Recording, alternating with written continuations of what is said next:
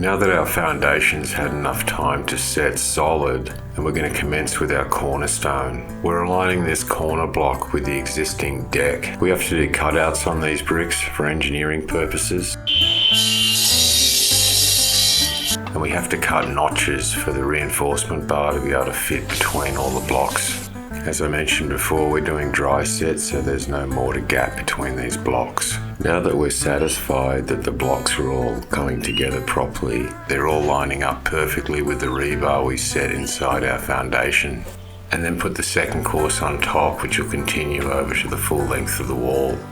We'll be tying rebar through those cutouts later. So the first course is laid. I use a slightly specialised concrete mix for this process. This is a good example of how we push the concrete through all the voids we created with our wet saw. That's going to help hold up this block wall.